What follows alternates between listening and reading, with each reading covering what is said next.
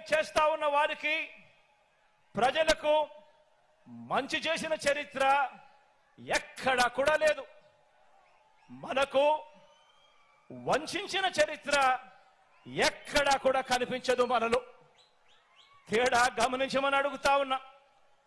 వారికి మేనిఫెస్టో అంటే ఎన్నికలప్పుడు చెత్తబుట్టలో పడేసే డాక్యుమెంట్. ఎన్నికలు అయిపోయిన తర్వాత మేనిఫెస్టో ఇచ్చి కనీసం 10% వాగ్దానాన్ని కూడా నిలబెట్టుకున్న చరిత్ర వారికి లేదు. కానీ మేనిఫెస్టోను ఒక బైబిల్గా, మేనిఫెస్టోను ఒక ఖురాన్గా, మేనిఫెస్టోను ఒక భగవద్గీతగా, ఇంత త్రికరణ శుద్ధిగా భావిస్తూ ఏకంగా మేనిఫెస్టోలో చెప్పిన హామీలు 99% వాగ్దానాలు నిలబెట్టుకున్న చరిత్ర మనది. తేడా గమనించమని కోరుతా ఉన్నా. మరో విషయం కూడా చెప్తా ఉన్నాను. ఈ మధ్యకాలంలోనే ఈ విషయం కూడా ఈ మధ్యకాలంలో పేపర్లలో వచ్చింది కాబట్టి టీవీలలో ఎక్కువగా ప్రత్యర్థులు వాళ్ళ ఎల్లో మీడియాలో ఎక్కువగా చూపిస్తా ఉన్నారు కాబట్టి చెప్తా ఉన్నా. ఎక్కడో బ్రెజిల్ నుంచి మన విశాఖకు చంద్రబాబు వదిన గారి చుట్టం తన కంపెనీకి డ్రై ఈస్ట్ పేరుతో డ్రగ్స్ అంటే మాదక ద్రవ్యాలను దిగుమతి చేస్తా ఉంటే ఈ మధ్యకాలంలోనే సిబిఐ వాళ్ళు రేడ్ చేశారు.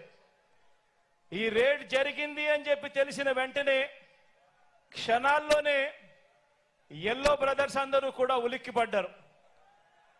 వారి బ్రదర్ దొరికిపోయాడని తెలిసిన వెంటనే దొరికితే తమ బ్రదర్ కాదని, దొరికాడు కనుక వారు మన బ్రదర్స్ అని మన మీద నెట్టేయటానికి కూడా క్షణాల్లోనే కూడా వీళ్ళంతా కూడా రెడీ అయిపోయారు. తీరా చూస్తే వారు ఎవరయ్యారంటే సాక్షాత్తు మన రాష్ట్ర బీజేపీ అధ్యక్షురాలు చంద్రబాబు నాయుడు గారి వదినమ్మ గారి కొడుకు వియంకుడు. ఆ కంపెనీలోనే గతంలో డైరెక్టర్లు భాగస్వాములు, బాబు బంధువులు, ఆత్మ బంధువులు. బాబు నిలబెట్టిన ఎంపీ అభ్యర్థులకు మరీ దగ్గరగా వీళ్ళకందరికీ బంధుత్వాలు కూడా ఉన్నాయి. నేరమంటూ జరిగితే అది చేసింది వారు, తోసేది మన మీద. ఎక్కడన్నా జరుగు నేరం, ఎక్కడన్నా ఏదైనా జరుగు, బురద జల్లడానికి మాత్రం వెంటనే రెడీ అవుతారు. ఒక చంద్రబాబు, ఓ దత్తపుత్రుడు, వీరిద్దరికి తోడవుతారు ఓ ఈనాడు, ఓ ఆంధ్రజ్యోతి, ఓ టీవీ5. వీళ్ళంతా కూడా ఓ ఎల్లో బ్యాచ్ తయారైపోయి నేరం అంటూ జరిగితే అది చేసింది వారు, తోసేది మాత్రం మన మీద. ఇదే చంద్రబాబు ఆయన మనుషులు గత 45 సంవత్సరాలుగా ఈ గడ్డ మీద నడుపుతున్న క్షుద్ర రాజకీయాలు కూడా ఈ 45 సంవత్సరాలుగా చూస్తానే ఉన్నాం.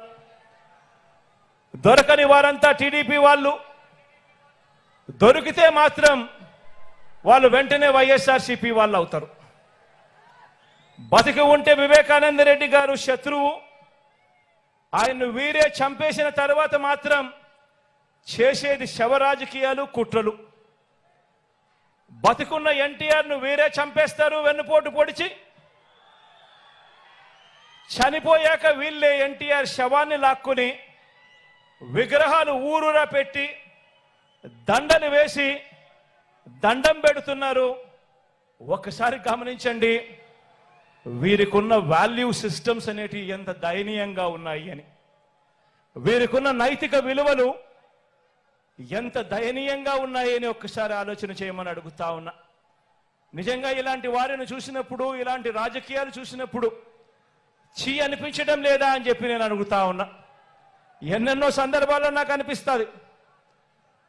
పొద్దున్నే లేచినప్పుడు ఆ ఈనాడు పేపర్లో ఏం జరుగుతా ఉందని ఒకసారి చూస్తా. ఎందుకంటే మనల్ని తిట్టే వాళ్ళను కూడా మనం వినాలి, చూడాలి. కాబట్టి చూసిన తర్వాత ఛీ ఇదొక పేపరా అని చెప్పి రోజు పక్కన పడేయాల్సిన పరిస్థితి లేకపోతా ఉంది. అనిపించడం లేదా ఈ రాజకీయాలను చూస్తే అని చెప్పి ఆ ఈనాడుని అంటా ఉన్నాను, ఆ ఆంధ్రజ్యోతిని అంటా ఉన్నాను, ఆ TV5 అంటా ఉన్నాను, ఆ చంద్రబాబు నాయుడుని అంటా ఉన్నాను, ఆ దత్తపుత్రుడిని అంటా ఉన్నాను. నిజంగా ఇంత దయనీయమైన రాజకీయాలు చేయడానికి మనసెలా ఒప్పుతా ఉంది అని చెప్పి. వీళ్ళందరికీ తోడు ఈ మధ్య కాలంలో కేంద్రం నుంచి ప్రత్యక్షంగాను ఒక పార్టీని తెచ్చుకున్నారు, కేంద్రం నుంచి పరోక్షంగా ఇంకొక పార్టీని కూడా తెచ్చుకున్నారు. అందరూ కలిసి ఒక్క జగన్ మీద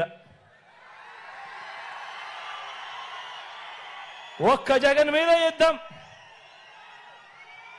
ఇంతమంది ఏకమై ఒక ఈనాడు, ఒక ఆంధ్రజ్యోతి, ఒక TV5, ఒక చంద్రబాబు, ఒక దత్తపుత్రుడు, ఓ బీజేపీ, ఓ కాంగ్రెస్, వీళ్ళంతా సరిపోవడం లేదు అని చెప్పి నా చెల్లెలిద్దరిని కూడా తెచ్చుకున్నారు. నిజంగా ఇంతమంది ఏకమై యుద్ధం చేస్తా ఉన్నది కేవలం ఒకే ఒక్కడి మీద. ఈ ఒకే ఒక్కడు ఇంతమందిని ఇంతగా భయపడిచ్చాడు అని అంటే ఈ ఒకే ఒక్కడి మీద ఒంటరిగా వచ్చే ధైర్యం ఎవ్వరికి కూడా లేదు అని అంటే కారణం ఈ ఒకే ఒక్కడికి